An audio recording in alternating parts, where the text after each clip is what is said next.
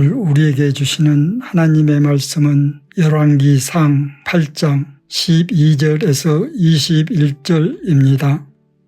그때에 솔로몬이 이르되 여호와께서 캄캄한 데 계시겠다 말씀하셨사오나 내가 참으를 주를 위하여 지으실 성전을 건축하였사오니 주께서 영원히 계실 처소로시이다 하고 얼굴을 돌이켜 이스라엘을 온 회중을 위하여 축복하니 그때에 이스라엘의 온 회중이 서 있더라. 왕이 이르시되 이스라엘의 하나님 여호와를 송축할지로다. 여호와께서 그의 입으로 내 아버지 다윗에게 말씀하신 것을 이제 그의 손으로 이루셨도다. 이르시기를 내가 내 백성 이스라엘을 애굽에서 인도하여 내 날부터 내 이름을 둘만한 집을 건축하기 위하여 이스라엘 모든 지파 가운데서 아무 성읍도 택하지 아니하고 다만 다윗을 택하여 내 백성 이스라엘을 다스리게 하였노라 하신지라. 내 아버지 다윗이 이스라엘의 하나님 여호와의 이름을 위하여 성전을 건축할 마음이 있었더니 여호와께서 내 아버지 다윗에게 이르시되 내가 내 이름을 위하여 성전을 건축할 마음이 있으니 이 마음이 내게 있는 것이 좋도다. 그러나 너는 그 성전을 건축하지 못할 것이요 내 몸에서 나올 내 아들 그가 내 이름을 위하여 성전을 건축하리라 하시더니 이제 여호와께서 말씀하신 대로 이루시도다. 내가 여호와께서 말씀하신 대로 내 아버지 다윗을 이어서 일어나 이스라엘의 왕위에 앉고 이스라엘의 하나님 여호와의 이름을 위하여 성전을 건축하고 내가 또 그곳에 우리 조상들을 애굽 땅에서 인도하여 내실 때에 그들과 세우신 바 여호와 언약을 넣은 궤를 위하여 한 처소를 설치하였노라. 아멘.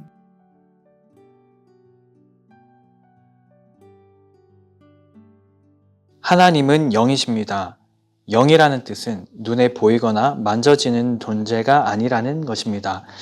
하나님은 시간과 공간을 초월해서 존재하시는 분이십니다.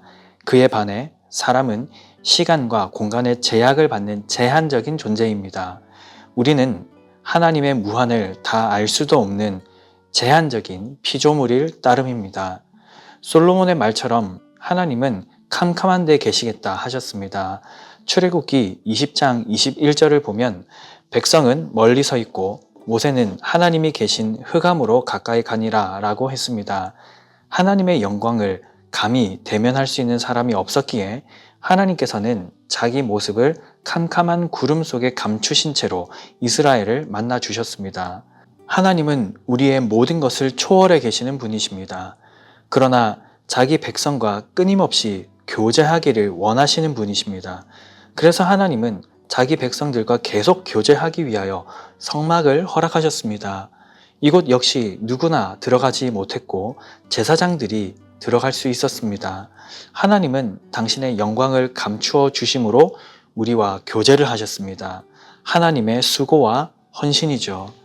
솔로몬은 성전을 건축하였습니다. 이는 부친 다윗 때부터 준비한 것입니다.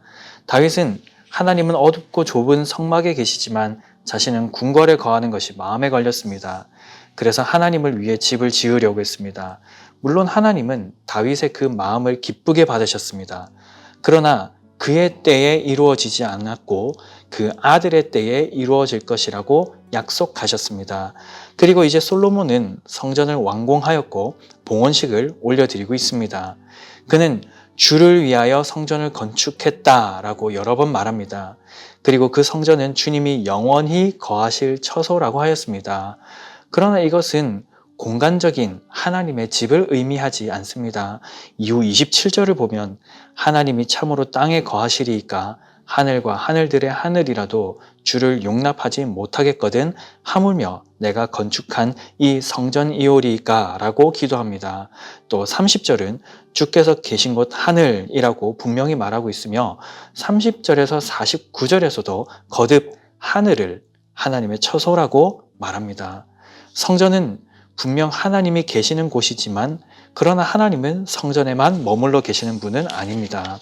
그럼에도 성전 건축이 의미 있는 이유가 있습니다. 그곳은 하나님의 이름을 둘 만한 집이기 때문이죠. 하나님의 주거 공간이 아닙니다. 이름을 두시는 곳입니다. 다시 말해 하나님께서 임재하시는 공간입니다. 임재하시기에 그곳에서 이스라엘은 하나님을 예배합니다. 하나님은 이곳에서 백성에게 말씀하십니다. 말씀을 통해 하나님의 뜻을 밝히시면서 그 백성과 교제하시는 곳이죠. 그러므로 성전은 이스라엘이 하나님의 나라임을 분명하게 나타냅니다. 하나님께서 임재하시고 만나주시며 말씀하시는 공간, 하나님께서 이 나라를 다스리고 계심을 분명하게 나타내 주는 곳이 바로 성전입니다. 오늘날 우리는 이 본문 속에서 어떤 교훈을 얻습니까? 세 가지를 말씀드리겠습니다. 첫째, 우리는 삼위 하나님의 헌신으로 인해 구약의 사람들보다 훨씬 더 좋은 교제를 누리게 되었습니다. 하나님의 영광을 감당할 사람은 아무도 없기에 하나님은 일부러 캄캄한 데 임하셨습니다. 인간과 교제를 이어가시는 하나님의 열심이자 하나님의 헌신입니다. 오늘날 우리는 구약보다 더 탁월한 교제를 누리고 있습니다. 이제는 하나님의 영광이 우리 주 예수 그리스도 안에 나타났습니다. 예수 그리스도는 하나님이시자 참 인간이 되셔서 우리의 모든 죄를 담당하셨습니다. 죽으셨고 부활하셨습니다. 그리스도의 헌신입니다. 또한 우리는 성령님께서 주시는 믿음을 통해 헌신하시는 그리스도를 봅니다. 그래서 그것을 믿습니다. 그리고 그리스도를 사랑하게 됩니다. 성령님의 헌신이죠. 성령님의 헌신을 통해 예수 그리스도를 믿는 우리는 그리스도의 아버지를 아빠 아버지라고 담대하게 부르며 나아갑니다. 이 삼위 하나님의 헌신으로 인해 우리는 값없이 하나님과 더 좋은 교제, 더 깊은 교제를 누리게 되었습니다. 둘째, 언약에 신실하신 하나님께서 우리와 계속 교제하길 원하십니다. 솔로몬은 언약에 신실하신 하나님께서 다윗에게 말씀하신 대로 이루셨음에 감사하였습니다. 오늘날 우리는 언약에 신실하신 하나님께서 예수 그리스도를 통해 하나님 나라를 완성하시고 우리를 상속자로 삼겠다는 약속을 이어받습니다. 하나님께서는 구약의 수많은 사람들을 통해 말씀하신 것처럼 참으로 예수 그리스도를 이 땅에 보내셨습니다. 하나님이 사람이 되어 이 땅에 오셨고 약속대로 십자가에서 죽으시고 부활하심으로 그 나라를 완성하셨습니다. 이제 믿음을 가진 자들은 그 나라의 일원이 되었습니다.